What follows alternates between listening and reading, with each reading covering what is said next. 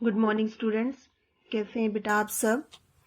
आज हम कैदी और कोकिला कविता का भाग 2 जो है शुरू करेंगे। भाग 1 में हमने पढ़ा कि कवि जो है वो कोयल को संबोधित कर रहे हैं और उससे पूछ रहे हैं कि आधी रात के समय उसके चीखने का कारण क्या है। तो फिर वो अपनी तरफ से बताते हैं कि शायद ये कारण है, ये कारण है, इस तरह से। तो इससे पहले वाली पंक्तियों में हमने देखा कि कवि कोयल से पूछ रहे हैं कि क्या तुमने जंगल में लगी हुई आग को देख लिया है और उसकी लपटें जो हैं वो तुम्हें परेशान कर रही हैं, शायद इसीलिए तुम आधी रात के समय चीख रही हो। और साथ ही साथ कवि अपने साथ होने वाले दुर्व्यवहार के बारे में भी बताते हैं कि वो जेल में कैद हैं और उन्हें चोर, डाकू, बटमारों के साथ ही रखा गया है, जबकि वो देश को आजाद करवाने के लिए इस आंदोलन में लगे हुए हैं। तो उन्हें चोर डाकुओं के साथ बंद क्यों किया गया है, ये भी एक तरह से कवि को परेशान कर रहा है। ठीक है बेटा, तो अब आइए आगे हम अपनी कविता जो है वो शुरू करते हैं। अब देखिए, क्या देख न सकती जंजीरों का गहना, हथकड़ियां क्यों यह ब्रिटिश राज का गहना। अब कवि कहते हैं कि जब वो जेल में कैद हैं तो उन्हें अंग्रेजी सरकार के द्वारा हथकड़ियां पहनाई गई हैं। तो इसके लिए वो कोयल को संबोधित करते हुए कह रहे हैं कि क्या तुम देख नहीं सकती हो कि हमने जंजीरों रूपी गहना पहना हुआ है। कहने का मतलब क्या है कि जो हथकड़ियां हैं वो उनके लिए जंजीर न होकर अंग्रेजी शासन द्वारा पहनाए गए गहने हैं, जिन्हें वो खुश होकर पहन रहे हैं। कोल्हू का चरकचू जीवन की तान। अब वो आगे कहते हैं कि हम जो काम करते हैं और जो कोल्हू की आवाज होती है वो हमारे लिए जीवन का गीत बन गई है। कहने का मतलब क्या है कि जिस प्रकार कोल्हू से चरकचू की आवाज आती है, उसी तरह से जो अंग्रेजी सरकार के द्वारा उनके साथ बुरा व्यवहार किया जा रहा है वो उनके जीवन का गीत बन गया है।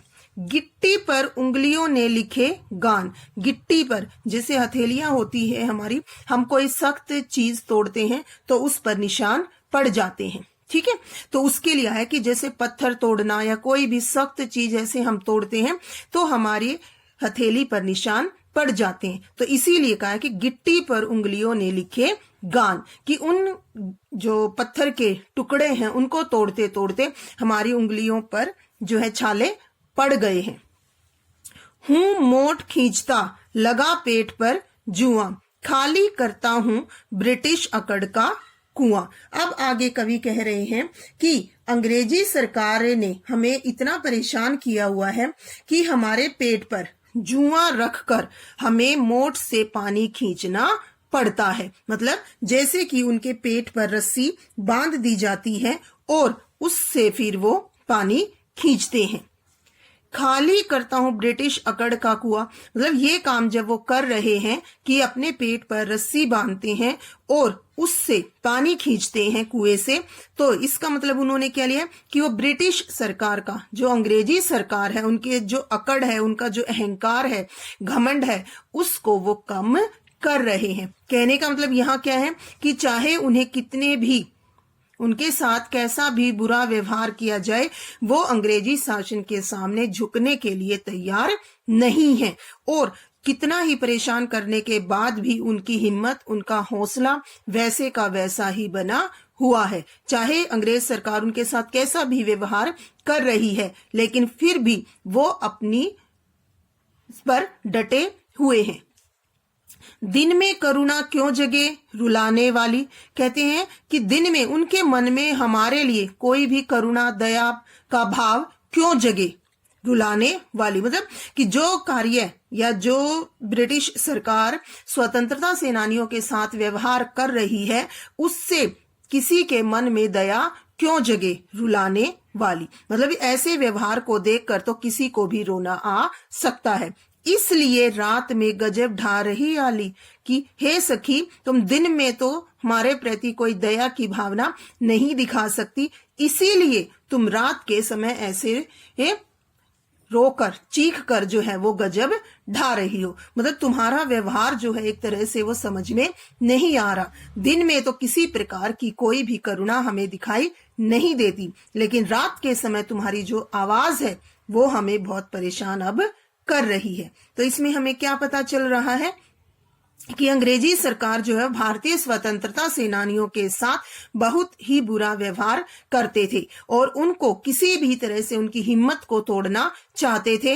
और जो भारतीय सेनानी थे उस समय स्वतंत्रता आंदोलन में भाग ले रहे थे, उन्होंने भी ठाना हुआ था कि चाहे कुछ भी हो जाए हम अपनी हिम्मत को कभी टूटने नहीं देंगे और हम अंग्रेजी सरकार का जो अहंकार है उसे खत्म कर कर ही रहेंगे। अब आगे देखिए, इस शांत समय में अंधकार को भेद रो रही क्यों हो कोकिल बोलो तुम। शांत समय किस लिए कहा कि रात का समय जो होता है उस समय सब कुछ शांत होता है, इसीलिए वो कह रहे हैं कि रात के समय इतना शांत समय है, अंधकार है और तुम इसको भेद कर पार करके इस समय रो क्यों रही हो हे कोयल बोलो तो।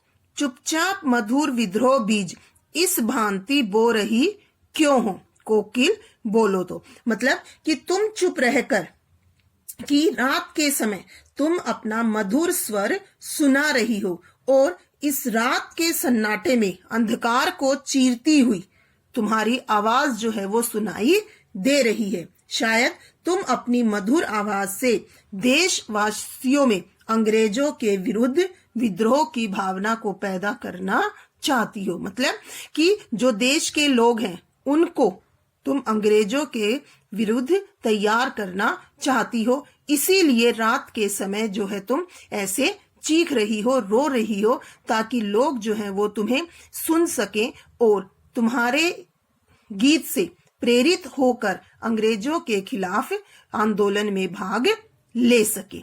ठीक है, आगे बेटा यहां तक समझ में। अब आगे कवि बता रहे हैं, वो तुलना कर रहे हैं एक तरह से कि जो जब वो जेल में बंद हैं तो उस समय वहां पर उनका जो सामान उनको मिला हुआ है या वहां के जो पहरेदार हैं वो सब कुछ कैसे हैं, काले। काले से अर्थ यहाँ किससे है, अंग्रेजों के बुरे कारनामों से, उनकी काली करतूतों से। देखिए, काली तू रजनी भी काली, तो कोयल को संबोधित करते हुए क्या कह रहे हैं कि तुम्हारा रंग भी काला है और ये रात भी काली है, शासन की करनी भी काली, और जो अंग्रेजी सरकार है उनके कर्म है, करनी करतूते कर्म कार्य, वो सब भी कैसे हैं, काले हैं। काले का मतलब क्या है कि वो सब भी अन्यायपूर्ण है। काली लहर कल्पना काली, कि अंग्रेजों का शासन है उनके जो भी कार्य हैं सारे कैसे हैं, अत्याचार पूर्ण है, मतलब वो सब पर अत्याचार करते हैं। और मेरे मन में इस समय जो कल्पना आ रही है, मतलब मैं जो सोच रहा हूं अंग्रेजों के प्रति, वो भी क्या है, काली है। क्यों? क्योंकि चारों तरफ जो वातावरण है वो कैसा है, दुखी करने वाला है। तो इस समय जो लोगों के मन में है वो क्या है, निराशा ही है। तो इसीलिए कहते हैं कि चारों तरफ जो लहर चल रही है या जो कल्पना इस समय हम कर रहे हैं वो सब क्या है, काली है। मेरी काल कोठरी काली, और जिस काल कोठरी में मुझे कैद किया गया है वो भी कैसी है, काली है। टोपी काली कमली काली, और जो मुझे पहनने के लिए टोपी मिली है वो भी काली है, और जो ओढ़ने के लिए कंबल मिला है वो भी काला है। मेरी लो श्रृंखला काली, और जिस जेल में मैं बंद हूं उसकी जो श्रृंखला है, बेड़ियां हैं, कड़ियां हैं, वो सब भी क्या है, काली है। पहरे की हुंकृति की बयाली से अर्थ यहाँ किससे, सांप से, सर्पिणी से। तो वो कह रहे हैं कि जो पहरे यानी जो पहरेदार वहां पर लगाए गए हैं उनकी जो आवाज है वो भी कैसी है, हुंकार जो है वो कैसी है, सांप के समान। जैसे सर्पिणी फुंकारती है उसमें से जहर निकलता है उसकी फुंकार में से, ऐसे ही जो पहरेदार हैं उनकी आवाज है। मतलब हमेशा जो है वो सांप के समान, सर्पिणी के समान जो है फुंकारते रहते हैं। तिस पर है गाली, मतलब इतने से भी उनका काम नहीं चलता, वो हमें गाली देकर संबोधित करते हैं। मतलब जब भी हमें बुलाते हैं तो ऐसे ऊंची आवाज में बात करते हैं, चिल्लाते हैं और साथ ही साथ हमें गाली देकर भी बुलाते हैं। ए आली, कि हे सखी, जो पहरेदार है उनका व्यवहार हमारे साथ बिल्कुल भी अच्छा नहीं है। हर समय जो है वो ऐसे हम पर चिल्लाते, चीखते, फुंकारते रहते हैं और साथ ही साथ हमें गाली देकर भी बुलाते हैं। तो इसमें हमने क्या पढ़ा? कह रहे हैं कि चारों तरफ जो लहर इस समय चली हुई है अंग्रेजी शासन में, वो कैसी है? अन्यायपूर्ण है, अत्याचारपूर्ण है। सभी लोग जो है उनके कार्यों से, उनकी करतूतों से जो है वो निराशा में डूबे हुए हैं। और अब जहां मैं कैद हूं वहां पर भी सब कुछ क्या है? काला है। तो काले से अर्थ यहाँ किस चीज से लिया उन्होंने? निराशा भरे वातावरण से, अन्याय से, अत्याचार से। ठीक है, आगे इतना समझ में। अब आगे देखिए बेटा, अब कवि आगे कहते हैं कि इस काले संकट सागर पर मरने की मदमाती कोकिल बोलो तो। इस काले संकट मतलब संकट रूपी सागर पर, कि चारों तरफ जो है देश में संकट छाया हुआ है, देश गुलाम है। इस काले संकट रूपी सागर पर तुम मरने की मदमाती मस्त तैयार कैसे हो रही हो, हे कोयल बोलो तो। कि चारों तरफ देश में संकट के बादल छाए हुए हैं, संकट रूपी सागर है, गहरा है, और उस पर तुम मरने के लिए मस्त मदमस्त तैयार क्यों हो रही हो, हे कोयल बोलो तो। अपने चमकीले गीतों को क्यों कर हो तैराती, कोकिल बोलो तो। अब आगे वो क्या कह रहे हैं कवि? कि तुम आजादी की भावना जगाने के लिए अपने चमकीले गीतों को चारों तरफ कैसे फैला रही हो। कहने का मतलब क्या है? कि देश में चारों तरफ जो है परिस्थितियां विपरीत हैं, फिर भी तुम ऐसे गीत कैसे गा रही हो, हे कोयल बोलो तो। शायद तुम देश में जो लोग हैं उनमें आजादी की भावना जगाना चाहती हो और इसीलिए ऐसे गीत गा रही हो, हे कोयल कुछ तो बोलो। अब आगे कवि कहते हैं, वो तुलना कर रहे हैं अपनी और कोयल की। कहते हैं, तुझे मिली हरियाली डाली, मुझे नसीब कोठरी काली। कि तुझे तो मतलब कोयल को तो रहने के लिए कैसी डाली मिली हुई है? हरी भरी डालियां, पेड़, टहनियां इस तरह से मिली हुई है। और कवि जो है वो काल कोठरी में बंद है, कि उसके नसीब में, उसकी किस्मत में तो काली कोठरी है जिसमें वो बंद है। तेरा नभ भर में संचार, मेरा 10 फुट का संसार। कहते नभ भर मतलब नभ आसमान, कि तू तो पूरे आसमान में कहीं भी घूम फिर सकती है, लेकिन मैं तो इस 10 फुट के संसार में ही कैद हूं। मतलब जिस कोठरी में मैं कैद हूं वो 10 फुट की है और मुझे इसी में रहना पड़ रहा है। तेरे गीत कहावे वहां रोना भी है मुझे गुना। कि कहते तेरे गीत तो हमेशा तारीफ पाते हैं, कि कोयल की आवाज जो है वो बहुत मधुर होती है और सभी तेरे गीतों को सुनकर तेरी तारीफ करते हैं, और मुझे इतने दुख दिए जा रहे हैं, इतने कष्ट दिए जा रहे हैं, और अगर उस पर मैं रोता हूं तो उसे भी गुनाह यानी कि अपराध माना जाता है। देख विषमता तेरी मेरी, कि देख तुझमें और मुझमें कितना अंतर है। बजा रही तिस पर रणभेरी, और इस पर भी तुम युद्ध का बिगुल बजा रही हो, हे कोयल कुछ तो बोलो। कहने का मतलब क्या है? कि दोनों कवि जो है कोयल से अपनी तुलना कर रहा है, कि तुझे तो सब कुछ जो है वो अच्छा मिला हुआ है, तू आजाद है, आसानी से कहीं भी घूम फिर सकती है, लेकिन मैं तो काल कोठरी में कैद हूं। फिर भी तुम इस समय जो है ऐसे गीत क्यों गा रही हो, कि तुम युद्ध में बजाया जाने वाला जो बाजा होता है वो तुम इस समय क्यों बजा रही हो। ठीक है, आगे बेटा इतना समझ में। अब आखिर में थोड़ा सा रह गया, उसके बारे में मैं बताती हूँ आपको। अब अंत में देखिए बेटा, ये पंक्तियां रह गई हैं। इस हुंकृति पर अपनी कृति से और कहो क्या कर दूं। अब कवि कह रहे हैं कि तुम्हारी इस हुंकृति पर मतलब हुंकार पर, तुम जो लोगों को ऐसे गीत सुना रही हो, इस पर मैं क्या कर सकता हूं। अपनी कृति से, अपनी रचना से यानी कि अपनी कविता से मैं और कहो क्या कर दूं, कि मैं अपनी कविता से लोगों को जागरूक करने का प्रयास कर सकता हूं। कोकिल बोलो तो, कि हे कोयल बोलो तो। मतलब जो तुम विद्रोह रूपी बीज बो रही हो, उनसे सुनकर मैं अपनी रचना में लोगों को जगाने का प्रयास कर सकता हूं, लेकिन इससे अलग मैं क्या करूं? हे कोयल बोलो तो।